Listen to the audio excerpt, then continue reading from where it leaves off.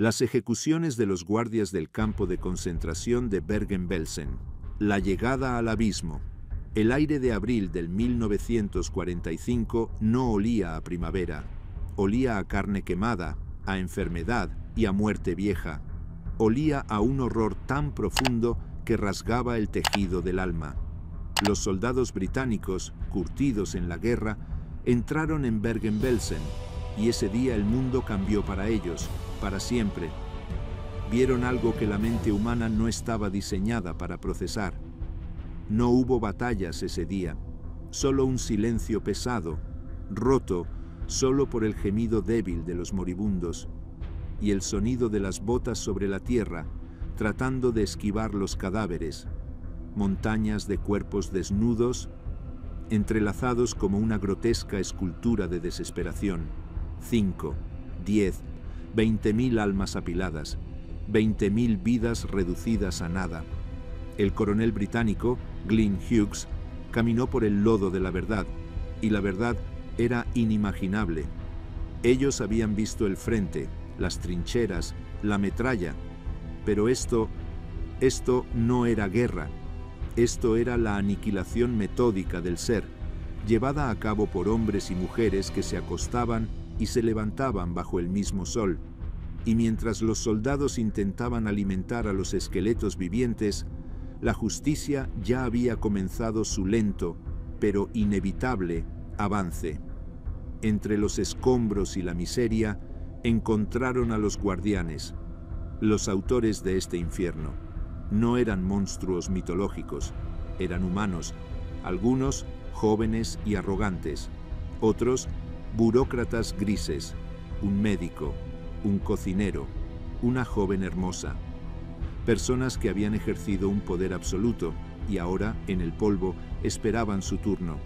Su hora había llegado, la hora de enfrentar la soga y el juicio de los hombres, y el juicio de la historia. Capítulo 1. La bestia y la belleza. Kramer e Irma Grese. El burócrata del Holocausto. Joseph Kramer no nació malvado. Nació en Múnich, en 1806, en una familia normal.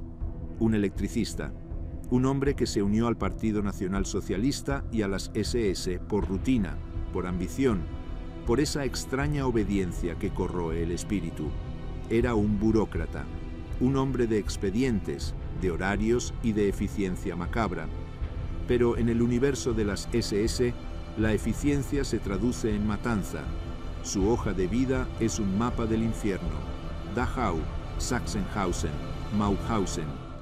En Natzweiler-Struthof, él mismo supervisó el gaseamiento de 86 prisioneros, no por ira, no por pánico, sino para obtener esqueletos completos para una colección universitaria. Ciencia y asesinato unidos por el frío mando de Kramer. Luego llegó Auschwitz-Birkenau. Bajo la sombra del humo constante, Kramer se convirtió en un especialista en la máquina de matar. Se le conocía como el encargado de los hornos. Él supervisaba la llegada de los trenes, el proceso de selección. Señalaba con el dedo, izquierda, derecha, vida o muerte. Dicen que en el andén su rostro era de piedra. No había odio, solo la fatiga del trabajo, la negación absoluta de la humanidad. Cuando llegó a Bergen-Belsen, en 1944, ya era la máquina. Heredó y agravó la catástrofe, la superpoblación, el tifus, la inanición. Los británicos, al entrar, le preguntaron, ¿cómo pudiste hacer esto? Kramer respondió con una calma que helaba la sangre. Esta es una orden. Yo soy un soldado. Una orden. 3 palabras que intentaban borrar 60.000 muertos. La paradoja del mal. Irma Grese. En el mismo lodo de Belsen estaba ella. Irma Grese, a sus 22 años. Una mujer joven, demasiado joven para albergar tanto veneno. Su belleza era perturbadora, como el brillo de un cuchillo recién afilado. El contraste entre sus ojos claros y el horror que había infligido era la paradoja más grande del campo. Se unió a las SS a los 18, tras el suicidio de su madre y una juventud marcada por la doctrina nazi. Fue a Ravensbrück, luego a Auschwitz y terminó en Belsen. En el juicio, su apodo resonó en la sala como un eco de pesadilla: la Bella Bestia.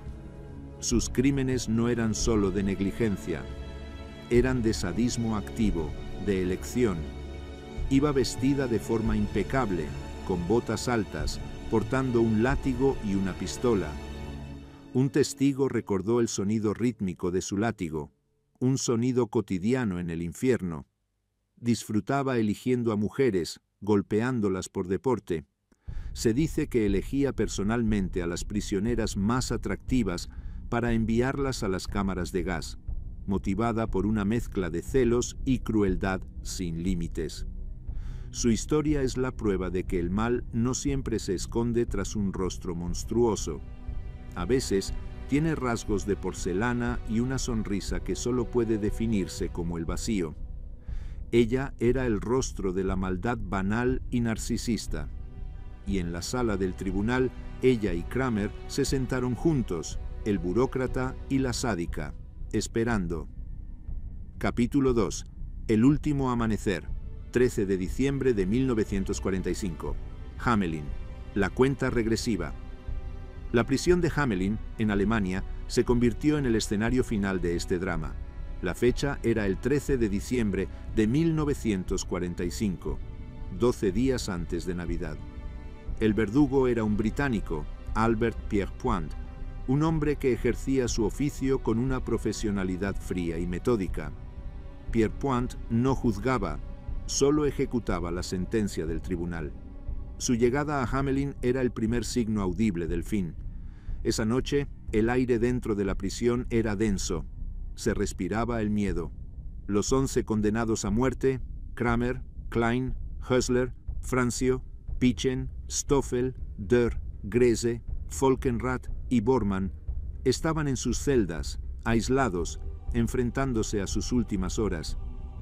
¿Qué piensa un verdugo como Kramer, que había gaseado y asesinado a miles cuando sabe que la muerte vendrá por él? ¿Sintió el miedo helado que él había impuesto a sus víctimas? La metodología de Pierrepoint. Pierrepoint era famoso por su velocidad. Buscaba una muerte rápida y digna, dentro de lo posible. Medía el peso del condenado, consultaba sus tablas y calculaba la longitud exacta de la caída que rompería el cuello sin decapitar. Todo era matemático, preciso. 12 pies, 10 pies, 8 pies y 8 pulgadas. No había lugar para el error.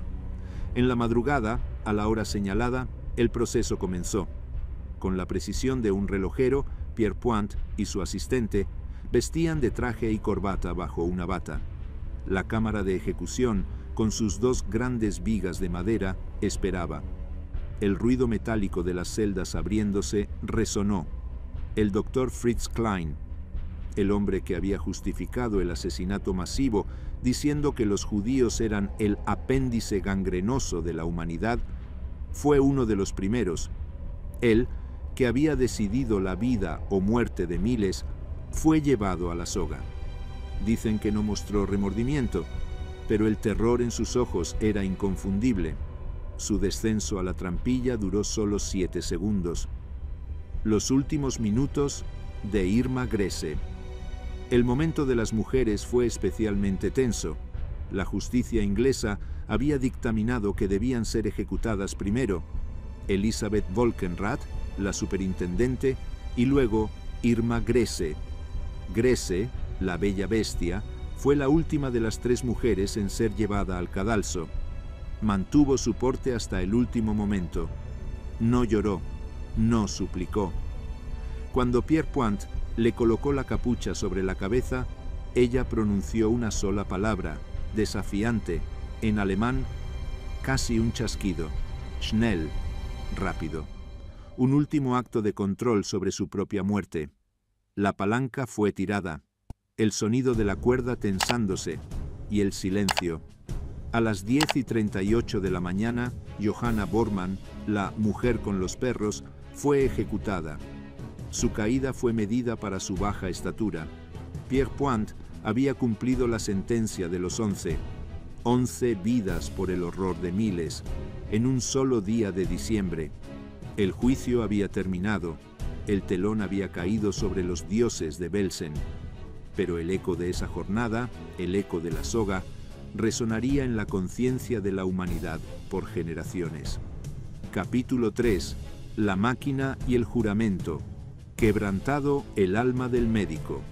Entre los 11 que cayeron en Hamelin, uno representaba la traición más profunda a la ética humana, el doctor Fritz Klein. Su crimen no era solo matar, sino pervertir la ciencia, usar la promesa de curación para llevar a la muerte. Klein nació en 1888 en la región de Siebenbürgen, en Rumanía, entre la comunidad de alemanes étnicos. Era un hombre educado, formado en la Universidad de Budapest. Juró el juramento de Hipócrates, el pacto sagrado de la medicina, no hacer daño, pero la lealtad a la ideología nazi demostró ser más fuerte que cualquier pacto ancestral. A los 55 años se unió a las Waffen-SS. En diciembre de 1943 llegó a Auschwitz. El olor del gas Zyklon B y el humo constante de los crematorios se convirtieron en su nueva atmósfera de trabajo. Su turno era en la rampa, bajo la luz cruel de los focos. Era el médico de la selección.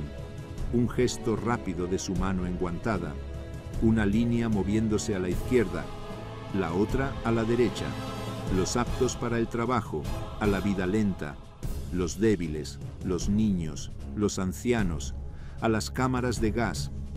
Al cuestionamiento, Klein admitió que sabía perfectamente a dónde iban las personas que él enviaba. Admitió haber participado en la selección de miles de seres humanos. El apéndice gangrenoso. Durante su juicio, en el Tribunal Militar Británico, fue confrontado con el juramento sagrado que había roto. La respuesta de Klein se convirtió en un escalofriante manifiesto de la ideología nazi, la destilación del mal intelectual y profesional. Dijo, con voz calma, que su deber era el mismo que el de cualquier médico. Mi juramento hipocrático me dice que debo sacar un apéndice gangrenoso del cuerpo humano. Los judíos son el apéndice gangrenoso de la humanidad, por eso los saqué. Esta frase, pronunciada sin titubeos, reveló la capacidad de la mente humana para racionalizar el genocidio. Para Klein, los prisioneros no eran personas, eran una infección que debía extirparse en nombre de una pureza racial retorcida. Él era la máquina de matar vestida de blanco, el profesional de la salud que había abrazado la enfermedad mortal del odio. Su paso por Belsen fue una continuación de ese mandato. Mientras el tifus y la inanición devoraban a los prisioneros, él miraba con la misma indiferencia clínica. El 13 de diciembre de 1945, la soga puso fin a su lógica macabra, pero la memoria de su perversión del juramento persiste como una herida abierta en la historia de la medicina. Franz Hosler, el mentiroso de la ducha. Mientras Klein traicionaba el juramento de curar, Franz Hosler traicionaba la última esperanza de sus víctimas. Hosler, nacido en 1906, era en esencia un hombre humilde, un aprendiz de fotógrafo que se convirtió en cocinero y, por la inercia del régimen, en un oficial de las SS. Su camino hacia el horror comenzó lejos de la medicina, en las cocinas de Dachau, pero su ambición lo llevó a ascender. Su carrera es una prueba de que, en el Tercer Reich, la oportunidad de infligir crueldad era la moneda de ascenso. Su papel en Auschwitz lo marcó como uno de los más despiadados. Estuvo involucrado en el transporte de prisioneros al centro de eutanasia de Sonnenstein, un programa de asesinato sistemático de personas discapacitadas y enfermos mentales. Se había familiarizado con el proceso de aniquilación industrial, la última farsa. Pero el acto más profundamente malvado de Hosler era el engaño. el arte de la mentira final. Cuando los transportes llegaban a las cámaras de gas, Hosler era a menudo el encargado de calmar a los prisioneros antes de que se cerraran las pesadas puertas de acero. Se dirigía a ellos con voz fuerte, a veces paternal, a veces firme.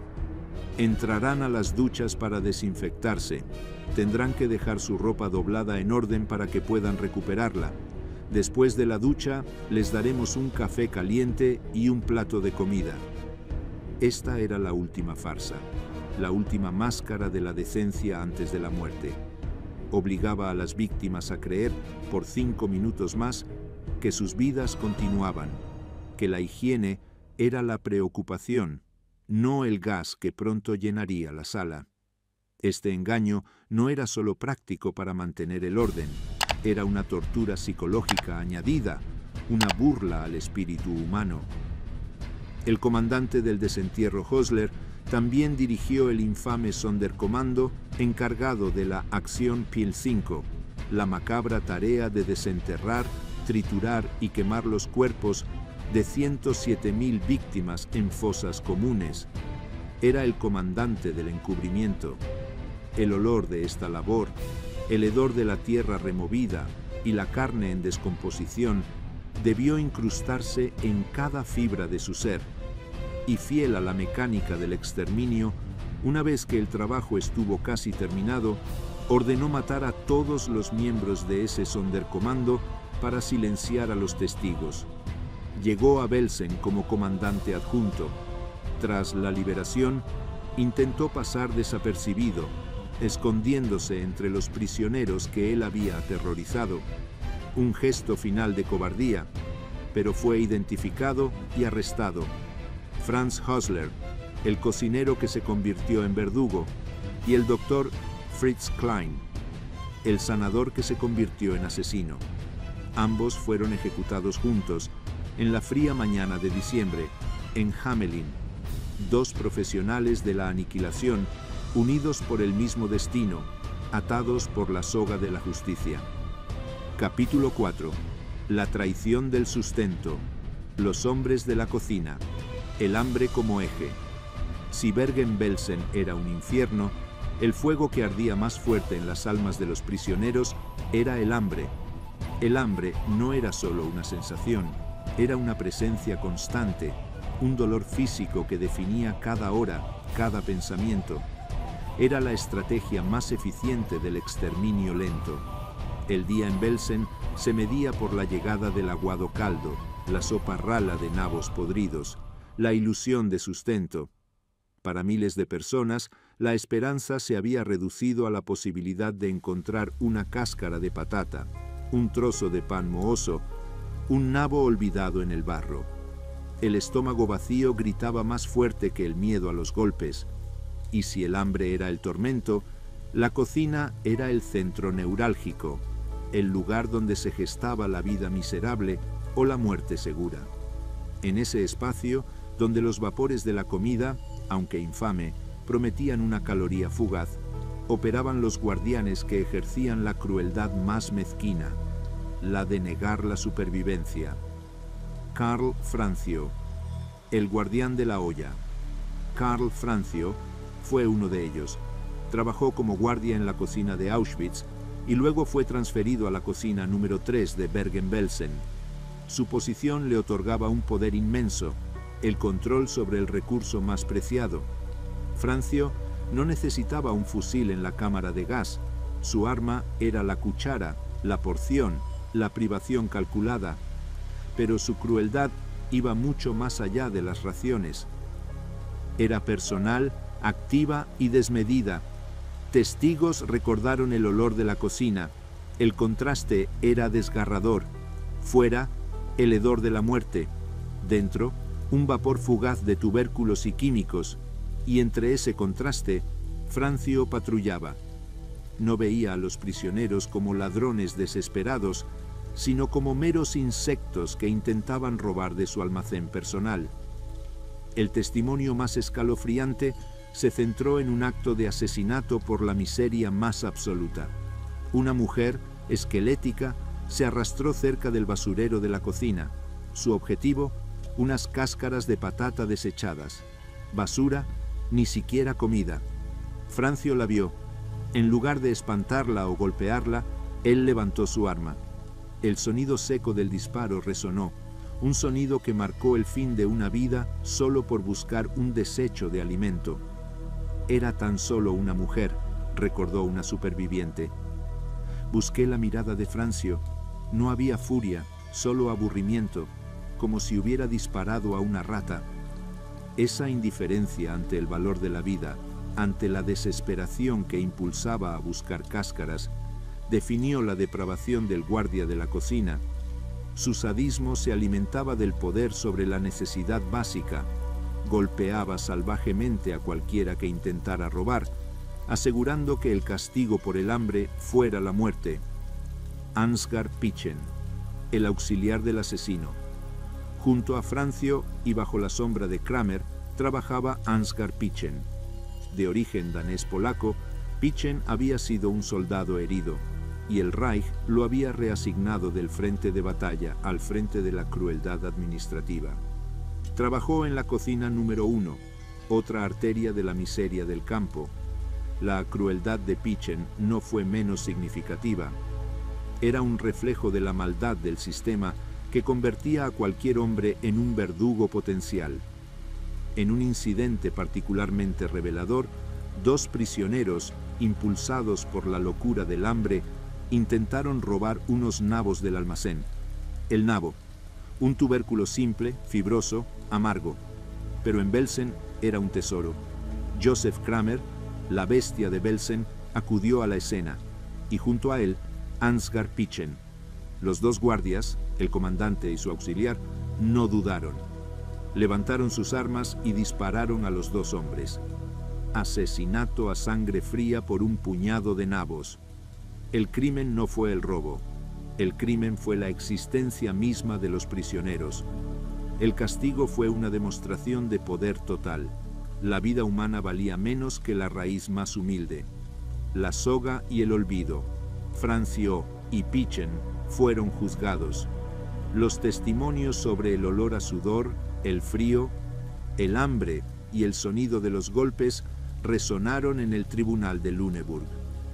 Los supervivientes, ahora liberados pero marcados por la inanición, se enfrentaron a los hombres que les habían negado hasta la dignidad de la muerte rápida. Ambos negaron los cargos. Francio argumentó que él simplemente seguía órdenes, que era un hombre honesto. Pichen intentó desviar la culpa, pero la evidencia era abrumadora. Las lágrimas de los testigos, el recuerdo de los disparos, la visión de los cuerpos caídos sobre el barro. El 13 de diciembre de 1945, Karl Francio y Ansgar Pichen subieron al patíbulo en Hamelin. Eran los hombres que habían traicionado el concepto más básico de la humanidad: compartir el pan. Murieron por haber decidido que el hambre de otro justificaba un disparo. La cocina, que debería haber sido el lugar de la vida, se había convertido en una cámara de ejecución silenciosa. Capítulo 5. La carretera del frío y la sangre. Las marchas de la muerte. El último invierno. La guerra estaba muriendo, y con ella, la ilusión del Reich de 1000 años. Los ejércitos aliados avanzaban, y con cada kilómetro ganado, la verdad de los campos de exterminio se hacía inminente. La orden de Heinrich Himmler fue clara: no debía quedar un solo testigo. Así comenzó el capítulo final y más brutal del Holocausto: las marchas de la muerte. No eran marchas militares, eran procesiones de fantasmas, arrastrando sus cuerpos famélicos a través de la nieve y el barro de 1945. Los prisioneros, extraídos a la fuerza de lugares como Auschwitz y Dora Mittelbau, caminaban sin comida, sin agua, sin descanso. La ruta era un rastro interminable de cuerpos congelados y sangre seca. Para los guardias de las SS, esta era la última oportunidad de ejercer su poder total, de llevar a cabo la destrucción total, de borrar la evidencia a cañonazos. y a la cabeza de una de estas columnas sombrías que partía de los complejos de Dora hacia Belsen, estaban dos hombres, Franz Stoffel y Wilhelm Dohr. Franz Stoffel, la conexión industrial del terror. Franz Stoffel representaba la frialdad de la burocracia industrial de la SS. Antes de comandar la marcha, había estado en el complejo subterráneo de Dora Mittelbau, donde miles de prisioneros trabajaban y morían excavando túneles y ensamblando las armas de venganza de Hitler, los cohetes UMT-2. La vida de Stoffel era la de un administrador de la muerte. Estaba acostumbrado a los números, a las cuotas de producción y a la aniquilación necesaria para mantener la máquina funcionando. Cuando se le encomendó liderar la evacuación de prisioneros hacia Belsen, aplicó esa misma lógica implacable. La columna de la marcha que Stoffel dirigía se movía a razón de hasta 30 kilómetros por día. 30 kilómetros. Para hombres y mujeres que apenas pesaban 40 kilogramos y sufrían de disentería y hambre extrema, era una condena a muerte por agotamiento. El objetivo no era la supervivencia del prisionero, sino el traslado del cadáver. Quien se detenía, quien caía al borde del camino, quien simplemente no podía dar un paso más, era ejecutado en el acto. Stoffel ordenó que no se perdiera tiempo ni esfuerzo con los débiles. El sonido del disparo era tan constante como el crujido de la nieve bajo las botas. La crueldad era la única regla. La fatiga era el único crimen. Wilhelm Dohr, la crueldad de la juventud nazi. A su lado, como adjunto de Stoffel, marchaba Wilhelm Dohr. Dohr representaba un horror diferente, el de la juventud corrompida. Era apenas un hombre, de 24 años, un producto perfecto del adoctrinamiento nazi desde la juventud hitleriana. Su mente no había conocido otra moralidad que la del odio y la obediencia ciega. La juventud de Dohr lo hacía aún más peligroso. Él no arrastraba el peso de la culpa de una vida larga. Su crueldad era fresca, vigorosa, casi deportiva.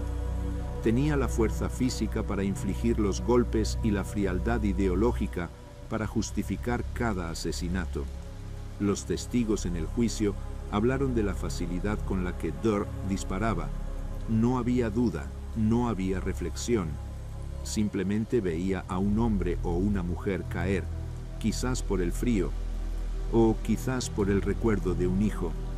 Y Dohr levantaba su fusil. ¡Pum! Un final rápido para la víctima y un día más de trabajo para el guardia. Un testigo recordó el rostro de Dohr, que parecía no sentir nada. Era un niño con la mirada vacía de un anciano. Disparaba con más frialdad de la que yo jamás sentí en el invierno. El juicio de los ejecutores de la marcha.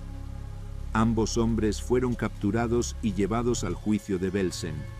Se les acusó de los asesinatos cometidos a lo largo de los cientos de kilómetros de sufrimiento que dejaron tras de sí. Franz Stoffel intentó esconderse en el papeleo, argumentando que él era simplemente un supervisor, un hombre de logística. Wilhelm Dohr, el joven, se mantuvo impasible, citando la disciplina militar. Pero la verdad estaba escrita en el barro y en los huesos de los caminos. Ambos fueron condenados. El 13 de diciembre de 1945 subieron al patíbulo en Hamelin. El verdugo, Albert Pierrepoint, puso fin a sus vidas. El hombre que había administrado la muerte industrial y el joven que había ejecutado la ideología en el camino murieron por la misma soga. El castigo fue una rendición de cuentas por cada paso en falso, por cada golpe, por cada disparo a quemarropa que resonó en el silencio de las carreteras alemanas. Capítulo 6. El terror de las faldas. Volkenrath y Bormann. La guardiana y la crueldad de género. En el corazón del sistema de los campos, no solo el hombre se había corrompido. La maldad, en su forma más pura, no conoce género. Las guardianas de las SS, conocidas como Aufseherinnen, eran una parte integral y notoriamente brutal del régimen de terror. Ellas ejercían su poder con una crueldad que para muchos supervivientes resultaba más íntima y más hiriente. No tenían el uniforme militar formal de la SS masculina, pero su autoridad era total. Sus botas hacían el mismo ruido seco al caminar sobre el barro. Sus látigos cortaban la piel con idéntica eficacia. Su presencia destrozaba cualquier vestigio de la decencia, demostrando que la ideología del odio podía anidar con la misma facilidad bajo un rostro femenino. Dos de estas mujeres, cuyas manos estaban manchadas de sangre de miles de prisioneras, se sentaron junto a Irma Grese en el banquillo de los acusados en Lüneburg: Elisabeth Volkenrath y Johanna Bormann. Elisabeth Volkenrath, la administradora del dolor. Elisabeth Volkenrath era, en esencia, la burócrata de la tortura femenina. Su trayectoria la llevaba de un infierno a otro: Ravensbrück, el campo de entrenamiento para mujeres, luego a Auschwitz y finalmente a Bergen-Belsen, donde alcanzó el puesto de superintendente principal, Oberaufseherin, del campo de mujeres. Su maldad era metódica, oficial. Como administradora era responsable de la rutina diaria, el recuento interminable, la asignación de trabajo, la disciplina. Pero su disciplina era sinónimo de violencia gratuita. Los testimonios la pintaron golpeando a prisioneras hasta el punto de la inconsciencia, no con los puños, sino con herramientas de su oficio. Su arma preferida, una porra de goma pesada. El sonido de esa porra sobre el cuerpo humano, un golpe sordo y húmedo, se convirtió en la banda sonora del sector femenino de Belsen. Cuando venía Volkenrath, recordaba una superviviente, no veías furia, veías un deber. Golpear era para ella tan normal como firmar un papel. Ella no se cansaba, nosotras sí. Volkenrath también participó activamente en las elecciones de Auschwitz, el proceso de decidir quién vivía y quién moría. De pie junto a médicos como Fritz Klein, con esa mirada de autoridad vacía, enviaba a madres y a niñas a las cámaras de gas. Ella era la encarnación de la lealtad absoluta al sistema, una lealtad que borró su empatía por completo. Su crueldad era fría, su ambición grande. Volkenrath encajaba perfectamente en la maquinaria del exterminio, una pieza de metal que no dudaba en moler carne. Johanna Bormann, la mujer de los perros. Si Volkenrath era el mal burocrático, Johanna Bormann era el mal primario, bestial. Bormann era mayor que Grese y Volkenrath, una mujer de mediana edad, solitaria, que parecía haber encontrado su propósito y su placer más oscuro en los campos. Su apodo, que resonaba con escalofrío en la memoria de los supervivientes, era la mujer de los perros. Su sadismo se centró en el uso de su pastor alemán, un perro grande, entrenado no para la guardia, sino para el ataque. Bormann disfrutaba soltando a su animal contra las prisioneras. Imaginen el sonido, el grito de terror, el ladrido furioso del animal, y luego el sonido más terrible, el desgarro. Bormann obligaba a sus perros a despedazar a las prisioneras, a morderles las extremidades, el rostro, a herirlas gravemente, a veces hasta la muerte. Era un acto de crueldad calculada, una demostración de poder total sobre la vida de otro. Los relatos sobre su reinado de terror en Auschwitz y Belsen son inconfundibles. Ella patrullaba con su perro, siempre atenta a cualquier signo de debilidad, cualquier desliz. Para ella, el prisionero no era solo un enemigo del Estado, era un juguete para el ocio de su mascota y su propia satisfacción sádica. Ella tenía una sonrisa, solo una media sonrisa, mientras su perro estaba haciendo el trabajo sucio, testificó una superviviente. Nunca entendí el placer que podía obtener de ver a otra mujer gritar de dolor. Era un ser humano despreciable, cuyo mal se fritió en uno de los peores infiernos de la tierra. Su maldad no era impulsiva. Al igual que Kramer y Klein, Bormann compartió rasgos de agitación, crueldad y un deseo palpable de infligir el mal a los demás. Se asentó en Auschwitz, se sintió cómoda en el infierno. La última despedida en Hamelin. La justicia británica dictaminó que las mujeres condenadas debían ser ejecutadas antes que los hombres. En la mañana del 13 de diciembre de 1945, la procesión comenzó. Elisabeth Volkenrath fue una de las primeras en subir al patíbulo. La administradora de la muerte se enfrentó a su propia, y muy rápida, aniquilación. Luego vino Irma Grese, la más joven y desafiante. Y por último, minutos antes de las 10:38 de la mañana, fue llevada Johanna Bormann.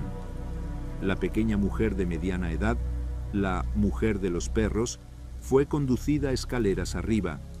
El verdugo, Albert Pierrepoint, o su asistente, le colocó la capucha sobre la cabeza.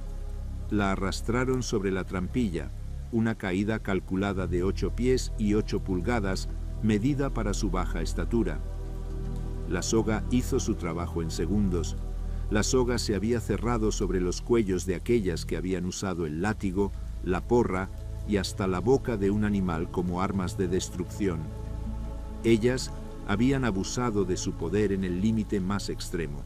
Y en aquella fría mañana de diciembre, la balanza de la justicia, por fin, se había inclinado. Capítulo 7. El hombre del pañuelo blanco. Albert Pierrepoint. El oficio solitario. En un drama de guerra, genocidio y crueldad sin límites, la figura de Albert Pierrepoint parece surgir de un ámbito completamente distinto, el de la ejecución fría, profesional y legal. Él no era un soldado, ni un nazi, ni un juez. Era el verdugo oficial de Su Majestad Británica.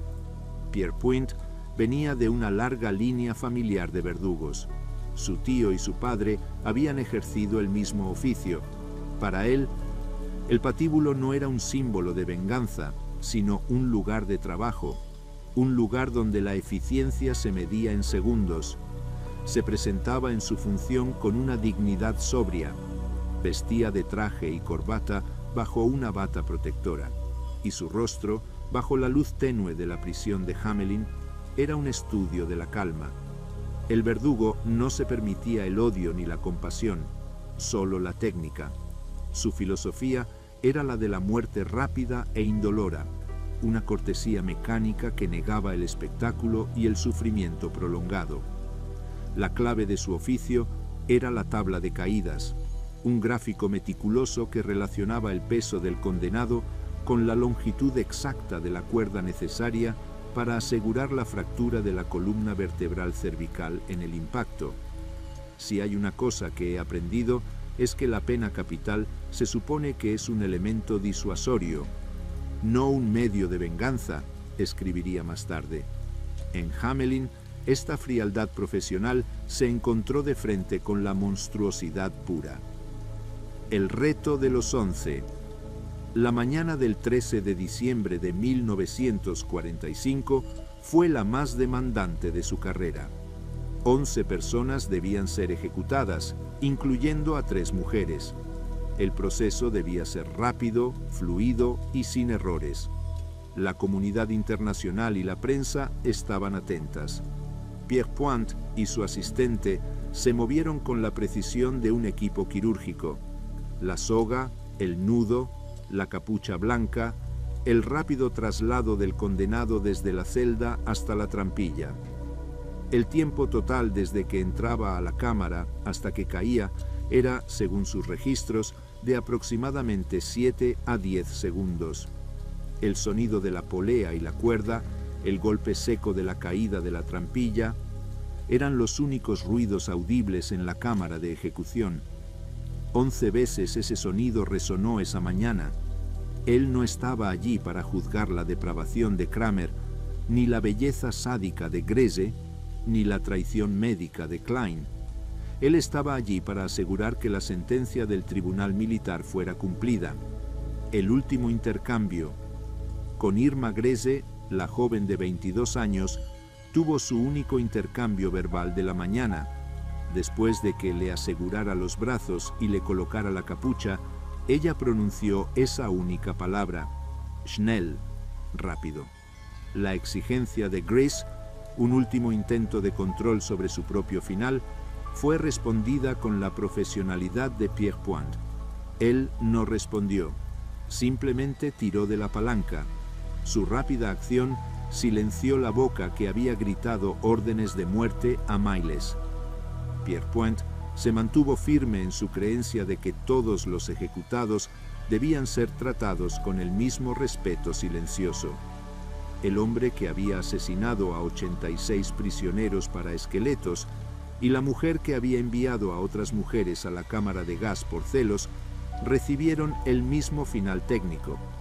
Una vez que el cuerpo colgaba, se le permitía el tiempo necesario para la muerte.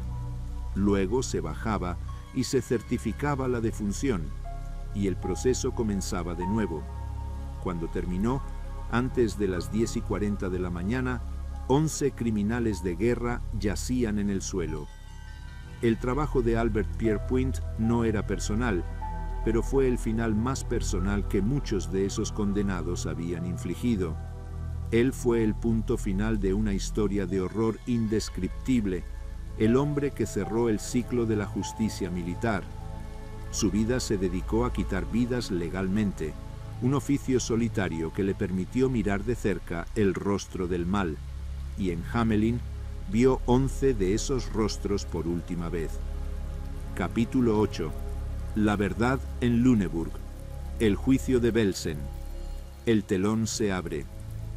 El 17 de septiembre de 1945, apenas 5 meses después de la liberación de Belsen, el mundo puso su mirada en una pequeña ciudad en el norte de Alemania, Lüneburg.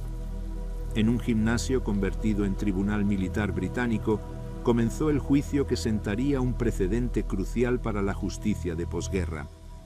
El ambiente no era de triunfo, sino de sobriedad y tensión.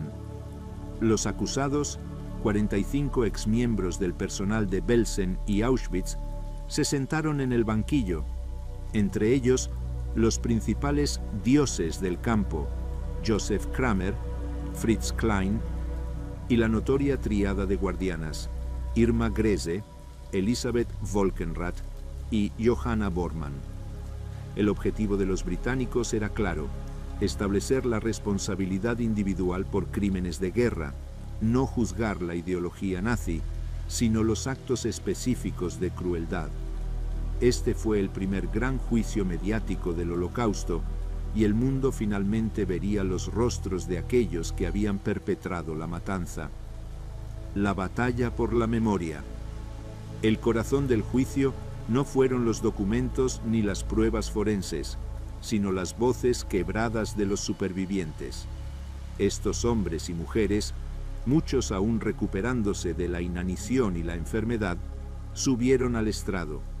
Sus cuerpos eran prueba viviente del infierno, pero sus testimonios eran el arma más poderosa de la acusación. Imaginen el peso de esas palabras. Un testigo, hablando sobre Kramer, narrando cómo lo vio golpear a prisioneros con una barra de hierro. Otro, describiendo la sonrisa fría de Gris mientras soltaba a su perro. Un médico superviviente, desvelando el cinismo de Klein en la rampa de selección. Cada nombre pronunciado en el tribunal resonaba con la muerte. Los prisioneros señalaban a los acusados con dedos temblorosos, forzados a revivir los peores momentos de sus vidas. El miedo, que había sido su sombra constante en Belsen, regresaba por un instante en la presencia de sus torturadores, pero esta vez el miedo era la verdad. Cuando señalé a la mujer de los perros, Bormann, mi voz tembló, recordó un testigo. Pero no pude quitarle los ojos de encima. Ella no tenía más poder sobre mí. Yo tenía la verdad sobre ella. La defensa del horror, Los acusados emplearon la defensa que se convertiría en un mantra vacío de la justicia de posguerra. Solo seguía órdenes. Intentaron culpar al sistema, a las condiciones de guerra, a la presión de la ideología. Kramer intentó negar todo conocimiento del gas y de las cámaras, a pesar de su rol en Auschwitz. Grese se defendió con arrogancia, minimizando sus palizas como simples actos de disciplina. El contraste era evidente. Los acusados, vestidos con uniformes desaliñados, ofrecían excusas burocráticas y frías. Los testigos ofrecían dolor, detalles sensoriales, el olor del tifus, el sonido del látigo, la desesperación del hambre. La prensa internacional, sentada en las galerías, enviaba estas historias a un mundo que luchaba por creer. El juicio de Lüneburg fue la primera vez que millones de personas se enfrentaron a la realidad tangible del Holocausto, filtrada a través de las actas judiciales. El horror ya no era una vaga propaganda, era un testimonio jurado. La sentencia. Después de 53 días de audiencias, el tribunal dictó su veredicto. No todos fueron condenados a muerte. Algunos fueron absueltos por falta de pruebas directas en Belsen. Otros recibieron penas de prisión. Pero para los 11 principales arquitectos de la crueldad, la sentencia fue la pena capital por ahorcamiento. El veredicto no se basó en el odio, sino en la evidencia irrefutable de que estos hombres y mujeres habían abusado deliberadamente de su poder, infligido un sufrimiento extremo y participado en asesinatos directos y sistemáticos. La justicia no era dulce para los supervivientes, pero era firme. El tribunal había logrado su objetivo: desmantelar la defensa de la obediencia y afirmar la responsabilidad individual. El silencio en la sala cuando se leyó la sentencia fue un momento cargado de historia. El mal había sido nombrado, juzgado y condenado, y el siguiente paso, la ejecución, esperaba a los 11 en la prisión de Hamelin. Capítulo 9. La fragilidad de la perversión. Irma Grese, el rostro imposible del mal. De todos los condenados en Hamelin, el caso de Irma Grese es quizás el más perturbador, no por la magnitud de su rango, sino por la terrible disonancia entre su juventud, su apariencia y la profundidad de su sadismo. A sus 22 años, había forjado una reputación tan sombría que se convirtió en el rostro internacional de la crueldad femenina en los campos. Nació en una familia rural humilde. Su infancia estuvo marcada por la tragedia, el suicidio de su madre cuando ella era una adolescente. Rechazada por su padre, Irma encontró estructura y pertenencia en el movimiento nazi. A los 18 años se unió al cuerpo auxiliar de las SS. La ideología le dio un propósito y los campos le dieron un poder que nunca habría conocido de otra manera. Su carrera fue meteórica y siniestra. Ravensbrück, luego Auschwitz y finalmente Bergen-Belsen. En Auschwitz, bajo el mando de Josef Kramer, su ambición se manifestó en una crueldad extrema. El narcisismo del látigo Irma Grese no solo golpeaba, ella lo hacía con una mezcla de narcisismo y sadismo que la distinguía. Los testigos describieron cómo se vestía meticulosamente, con sus botas altas, su uniforme impecable y, siempre, un látigo trenzado de celofán. Su arma no era solo un instrumento de dolor, era un accesorio de su poder. Dicen que llevaba una pistola, pero prefería el látigo. El látigo le permitía sentir la conexión física con el sufrimiento que infligía. Los latigazos eran una exhibición, una coreografía de terror en los interminables recuentos. Una superviviente la describió como una mujer que se miraba al espejo antes de salir a golpear a la gente, para asegurarse de que su maldad luciera bien. Pero su sadismo iba mucho más allá de la disciplina. Gris era conocida por sus celos. Si encontraba a una prisionera joven que consideraba demasiado hermosa o atractiva, su destino era a menudo la cámara de gas. Su inseguridad se traducía directamente en la pena de muerte. Ella se convertía en una jueza de la belleza, y el veredicto era la aniquilación, los perros, la locura y el rumor. Al igual que Johanna Bormann, Grese utilizaba perros grandes y feroces para atacar a los prisioneros. El terror que infundía era tanto físico como psicológico. La simple visión de Grese y su perro bastaba para paralizar a las mujeres en el campo femenino. Existían rumores, alimentados por el horror extremo del campo, sobre objetos fabricados con restos humanos, pantallas de lámparas de piel, cabezas reducidas.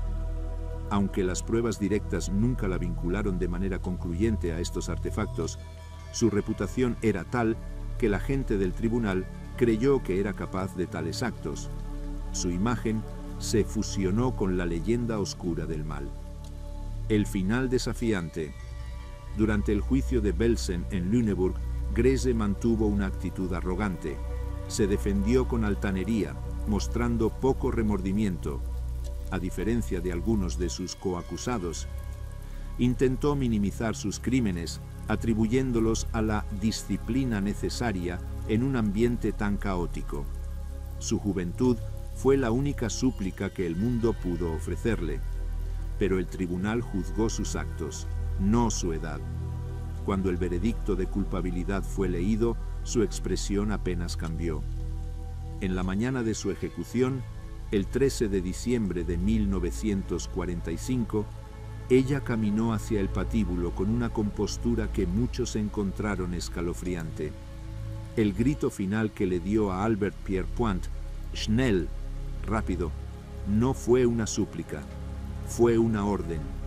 El último intento de ejercer control en un universo donde todo el poder le había sido arrebatado. Fue la última palabra de una joven que había entregado su alma a la maldad por la simple y frágil vanidad del poder absoluto. Capítulo 10. El contexto de la caída. ¿Por qué Belsen? El campo de contraste. Bergen-Belsen fue el lugar donde el horror se hizo visible para el mundo de la manera más cruda. A diferencia de Auschwitz o Treblinka, Belsen no fue primariamente un campo de exterminio diseñado para el gaseamiento masivo. Inicialmente, era un campo de intercambio, destinado a albergar prisioneros judíos con pasaportes extranjeros que podrían ser canjeados por prisioneros de guerra alemanes. Esta distinción, sin embargo, se desvaneció a medida que la guerra avanzaba y el sistema nazi colapsaba. Belsen se convirtió en la cloaca de los campos del Este, el destino final de miles de prisioneros evacuados de los centros de exterminio que iban a ser desmantelados ante el avance soviético. La orden de Heinrich Himmler, que ningún prisionero debía caer en manos enemigas, transformó a Belsen en un gigantesco cementerio. El colapso de la humanidad. La llegada masiva de transportes desde otros campos, incluidas las marchas de la muerte, excedió catastróficamente la capacidad de Belsen. Un campo diseñado para albergar a 10.000 prisioneros llegó a tener más de 60.000. El resultado fue un colapso total de las condiciones de vida. No había comida, el agua escaseaba, los servicios sanitarios desaparecieron, el tifus, la disentería y el hambre se convirtieron en los ejecutores más eficientes. La tasa de mortalidad se disparó a miles por día. Cuando los británicos llegaron, encontraron no un campo, sino una zona de desastre. Las imágenes que filmaron, las zanjas comunes repletas, los prisioneros esqueléticos, los montones de cadáveres junto a los barracones, conmocionaron al mundo e hicieron de Belsen el primer testimonio irrefutable y ampliamente documentado del genocidio nazi. El juicio, como necesidad, fue precisamente la evidencia abrumadora e inmediata encontrada en Belsen, lo que forzó la rapidez del juicio en Lüneburg. Los británicos entendieron que la verdad no podía esperar. El mundo necesitaba ver a los responsables. Los 11 ejecutados no solo fueron castigados por lo que hicieron en Belsen, sino por lo que el campo reveló sobre todo el sistema. Kramer arrastró consigo los crímenes de Auschwitz. Klein, la perversión médica de la SS.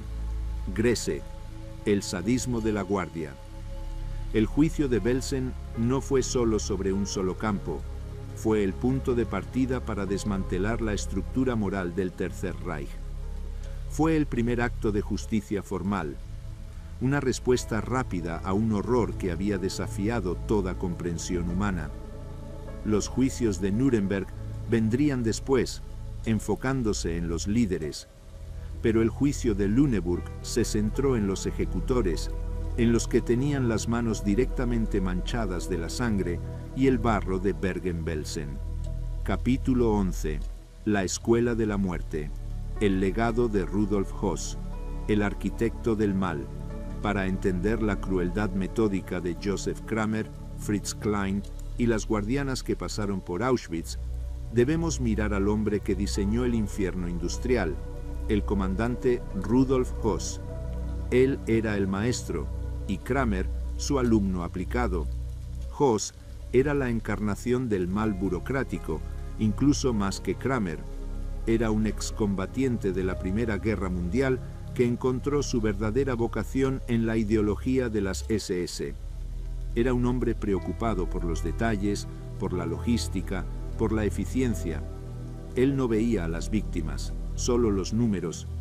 En 1940, Höss recibió el encargo de fundar un nuevo campo en Polonia, Auschwitz.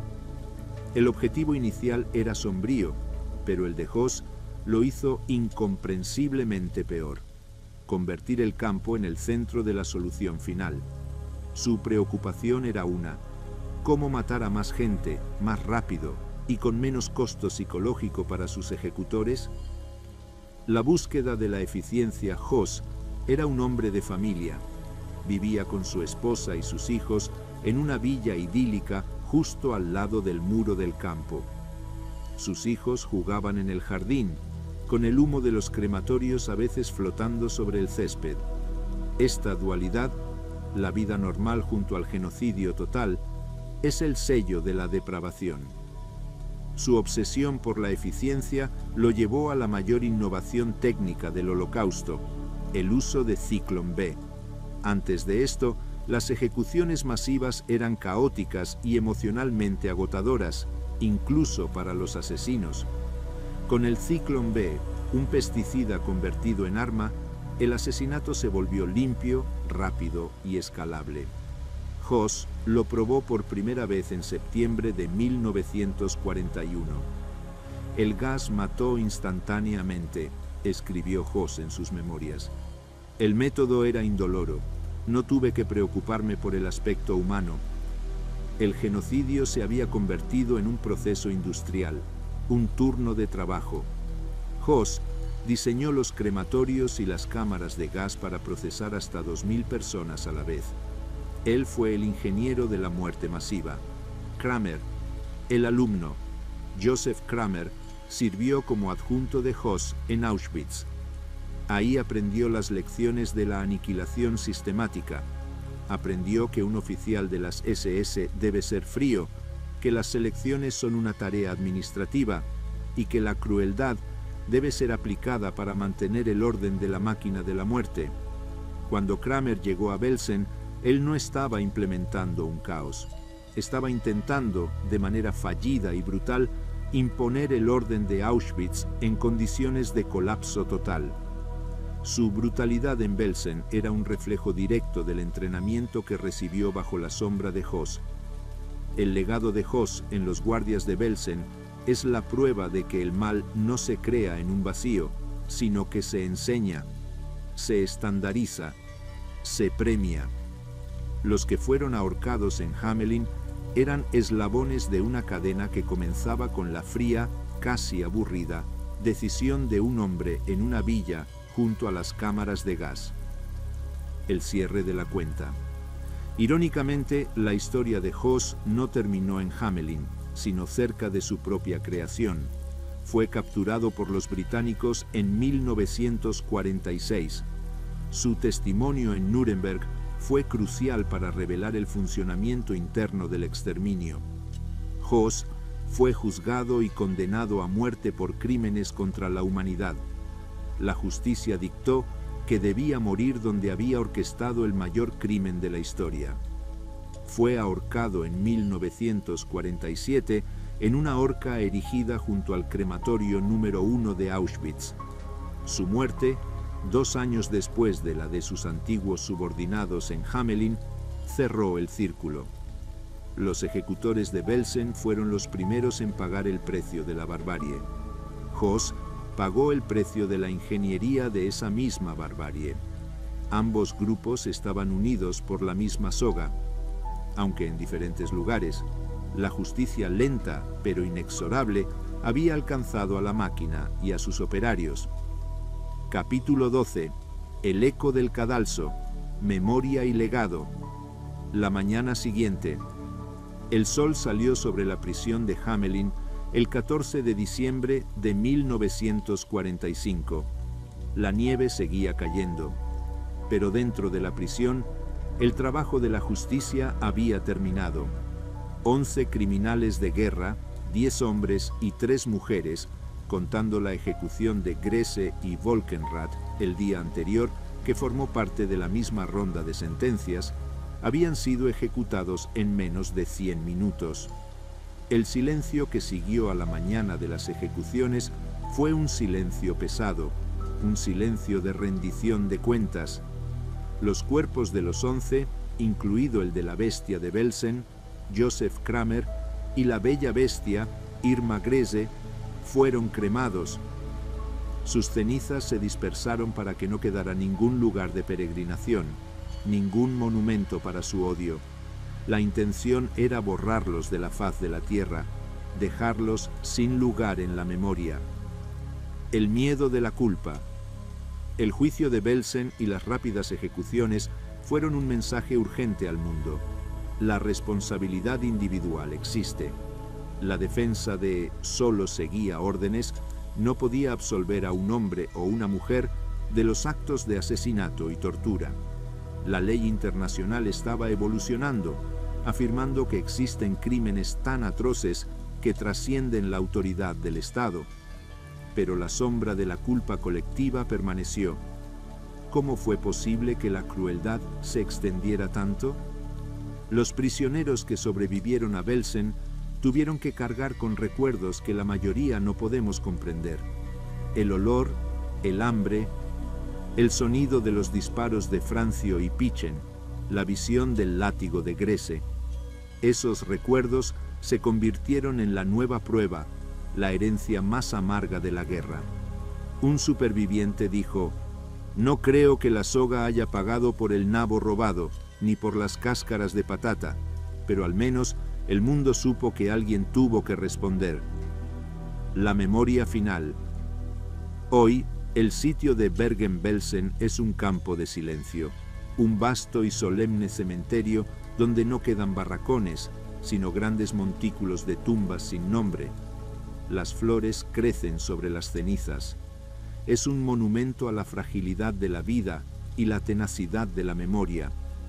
Los nombres de los 11 ejecutados, Kramer, Klein, Hössler, Grese, Bormann, Volkenrath y los demás, no deben ser recordados con fascinación, sino con el entendimiento de que fueron la pieza final de una maquinaria. Eran personas que tuvieron una opción y eligieron el mal.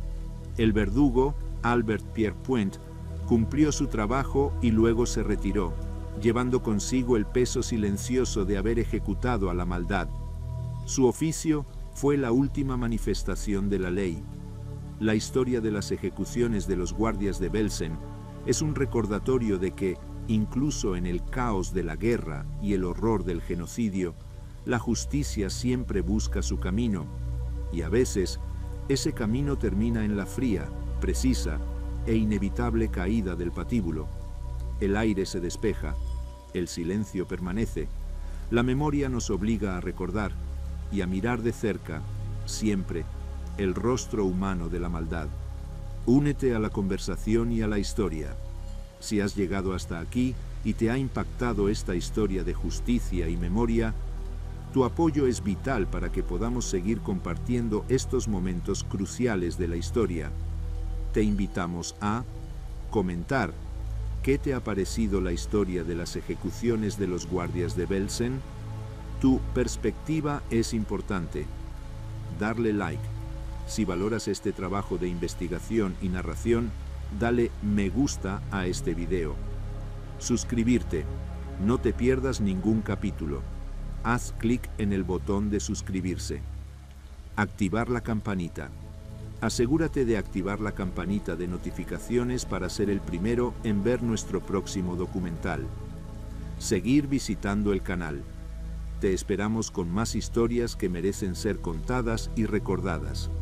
Una vez más, muchas gracias por vernos y por ser parte de nuestra comunidad.